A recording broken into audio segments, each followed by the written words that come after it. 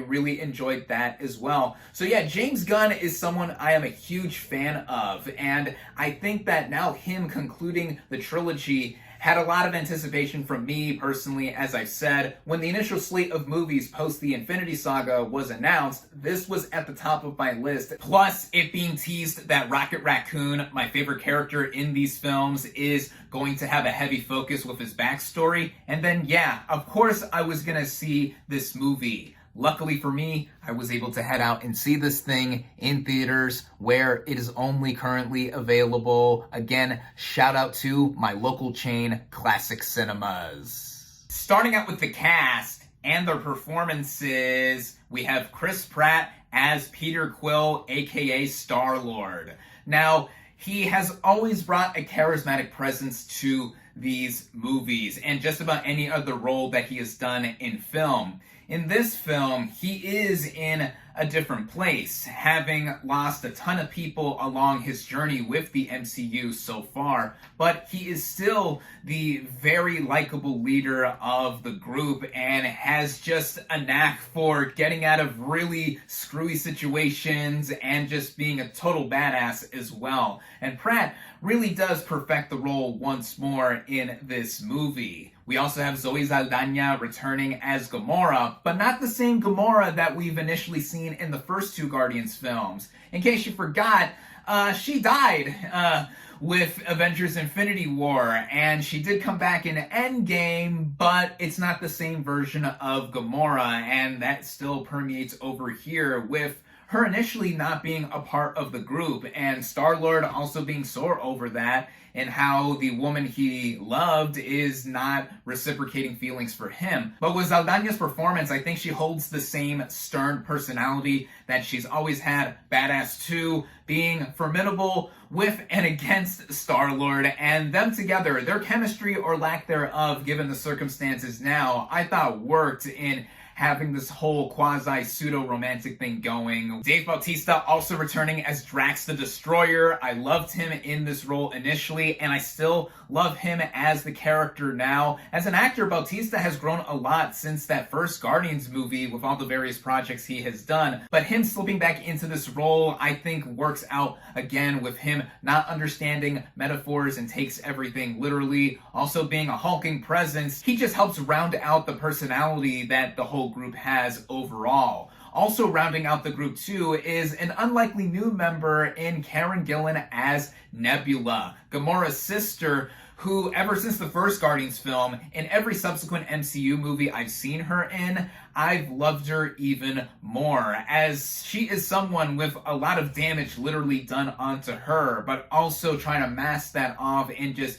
being a force as well, and contributing a lot to the team too. I love Gillen here as well. I also, of course, love Bradley Cooper voicing Rocket Raccoon. Again, he is my favorite character in the Guardians team, and he has a lot of screen time dedicated to his backstory. His past is delved into quite a bit. Also, similarly to Nebula, his demeanor that he expresses is trying to mask a lot of the damage that has been done to him. He was the subject of experimentation and has grown to become an expert with weapons, of course. And yeah, he is the heart of the movie through and through, with all of the backstory that we have, and also in connection to the present day moments too. I also have to give a shout out to Sean Gunn, brother of writer-director James Gunn, for doing the motion capture work for Rocket as he did in past movies, and he also does provide the voice of a younger Rocket as well. He also appears in person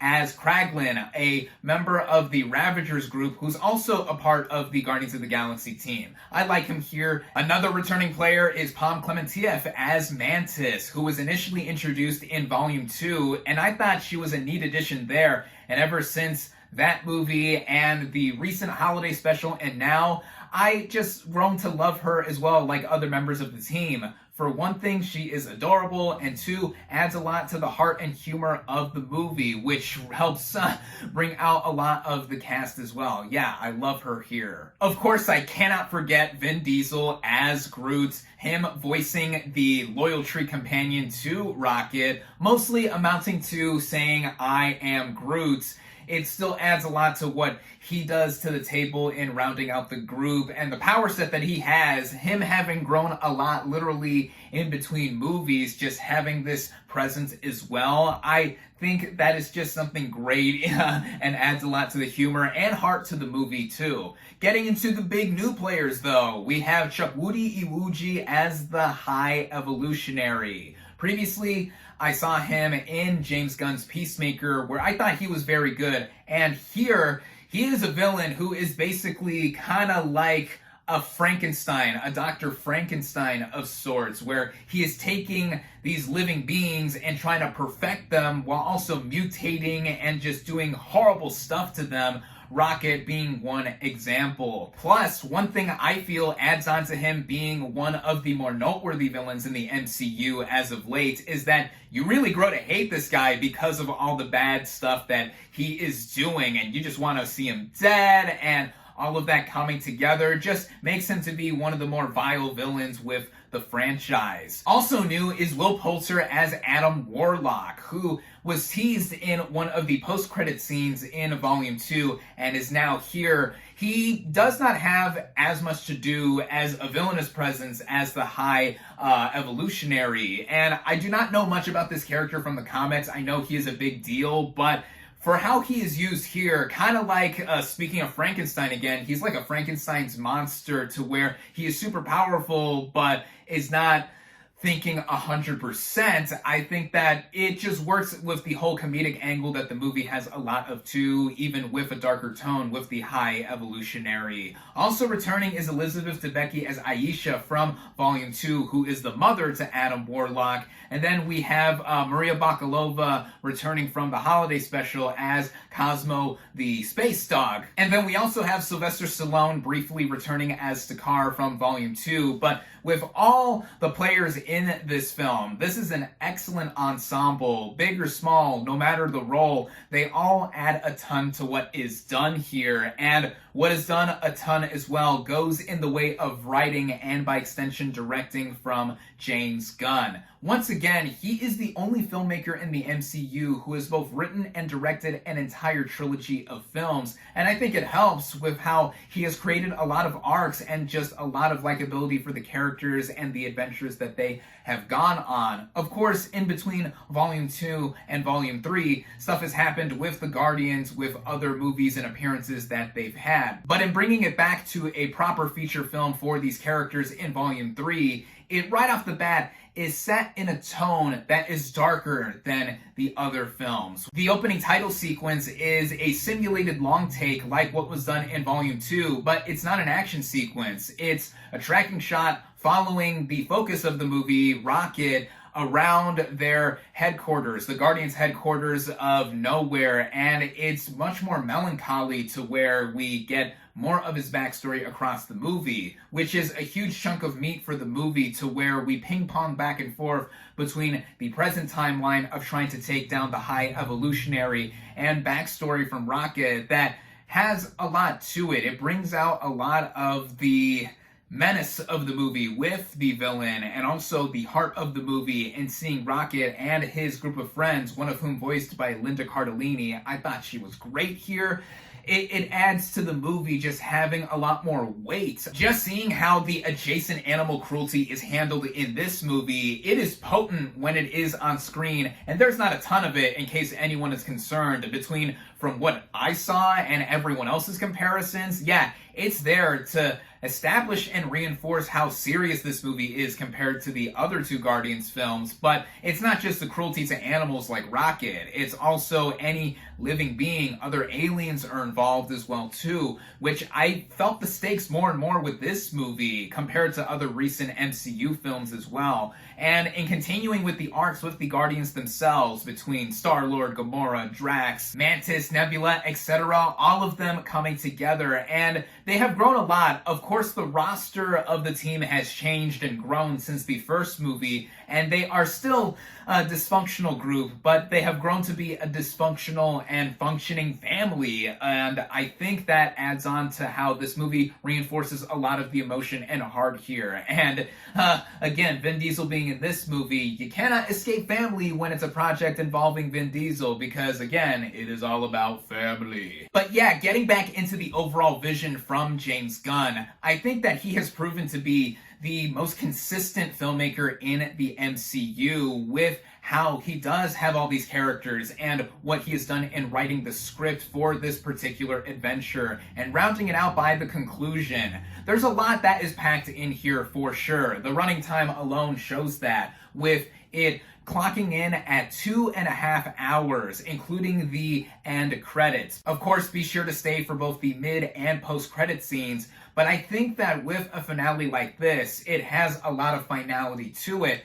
It is fitting for how everything has led up to this point and just ultimately being about saving one member in particular. A balance is also struck up from Gunn in gravitating towards many different factors that these movies have all together. The comedy, as I said, this movie is laugh out loud funny at times due to the core cast. It's dramatic at times, given now the darker tone. And then we have the heart, as I've mentioned time and time again already. And then the action. Getting into the action. The action in the Guardians of the Galaxy movies have always stuck out, not just because of the variety in visual effects, but also the choreography and how each member of the team has different fighting styles and weaponry, which I guess brings me into talking about some of the technical elements here, like the visual effects. Compared to other recent MCU movies, I think the VFX here are among top tier quality. It also helps that it's mixed in with a lot of practicality that looks like it is all tangible, with how the costumes, the makeup, prosthetics, all of that, the different diverse looks of the characters here and there, I think just make the world feel more lived in. And ultimately, these movies are space operas akin to the Star Wars franchise, and I think that it having such a vivid imagination and scope to it from one James Gunn helps his focus all come together on a technical scale among the various departments contributing to these elements as well. Going back to the action though, yeah, this is some of the most thrilling action I've seen in the MCU and any comic book / superhero movie recently.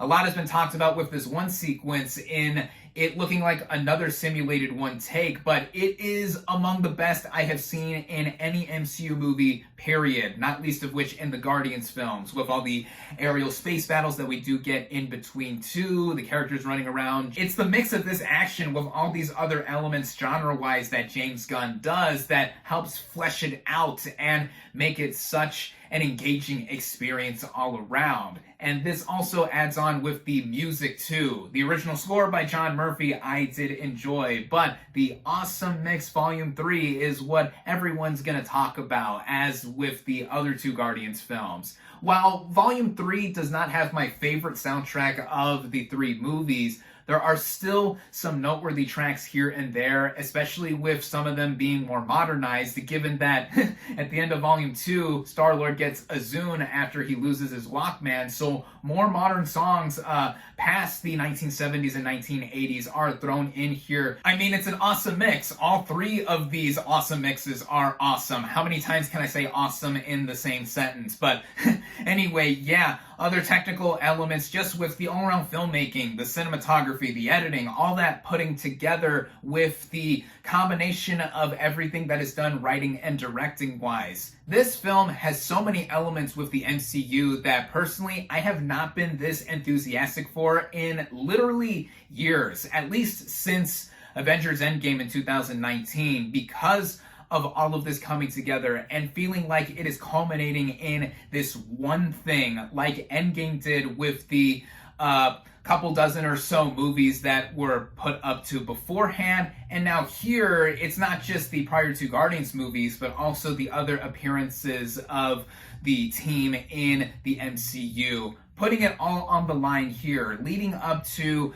a final hour or so that really has so much emotional moments to it. Yeah, it is something I think is among the best in the MCU. Even as I say all this, is it a perfect movie? Well, I wouldn't say so. I don't think that any one MCU movie is perfect, but that's just me. With it running at 2.5 hours, as I said, it does feel like a lot is packed in here. What with the further fleshing and rounding out of the arcs of the previously established characters, and then Rocket having his own backstory in connection to the High Evolutionary as the villain, all that coming together, it does feel like in some of the more slower moments that it doesn't come to a halt, but it lulls a bit because we are getting these moments that are fleshing out everything and twisting together to feel as a whole. And I think that is just one thing that is a result of it trying to do all that all together, in that is it necessarily the most tight or squeakiest of clean measures to put together in terms of narrative? No, but I do think that in experiencing it all, me feeling the ebb and flow of the experience together, I could not help but just have a huge smile on my face while watching this movie through and through. And again, I have not felt this way about an MCU movie in quite a while. And by the time it ended, and having it all said and done, it at least being the end for this current roster of members for the Guardians, I thought it was satisfying, more than satisfying, succeeding in that regard. It's all a credit to not just the entire company involved with the cast and crew, but of James Gunn as well. Now that he has said his last huzzah with Volume 3, he is of course going back to DC to head up the film division there with Peter Safran. No matter where he would have ended up, I do think that he has made one of the most affecting pieces of comic book filmmaking within the MCU, outside the MCU, whatever. I would say a lot of that in similarity with The Suicide Squad. As violent and over the top as that movie is, it had a lot of heart. Same thing here with Guardians of the Galaxy Volume 3. It having action, dramedy, heart, pulled together to make a tremendous trilogy, it being finished by Gunn.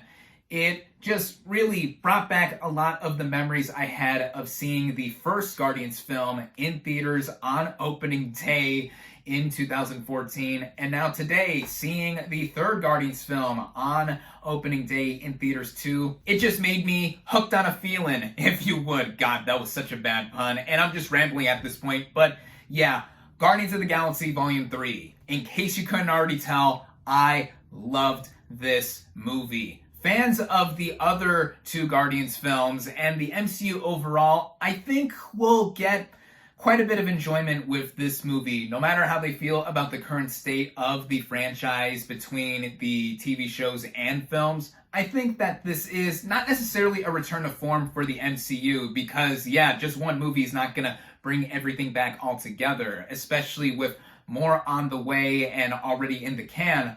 But I think that this brings out a lot of the same sensibilities that I've initially grown to love from the MCU years ago. I mean, going back to my intro of this video again, I have seen and reviewed every MCU movie starting with 2014's Guardians of the Galaxy, and I hope to continue doing so for as long as I'm able to. And one other thing before wrapping this all up, is this my favorite of the Guardians trilogy? Well, having only seen this once so far, I would have to watch it again to reassess. I did go back to the first two movies prior to seeing this film.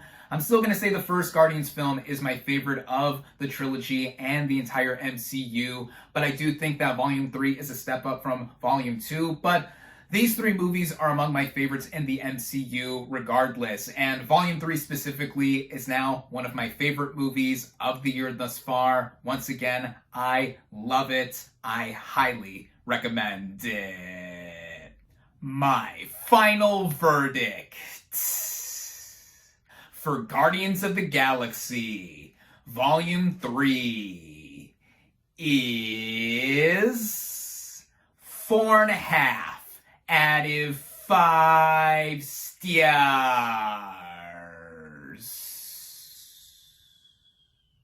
Thank you all, as always, for watching. Be sure to like this video, comment on what you thought of Guardians of the Galaxy Volume 3, social media links in the description. Subscribe to my channel for more, and I'll catch you on the next movie review.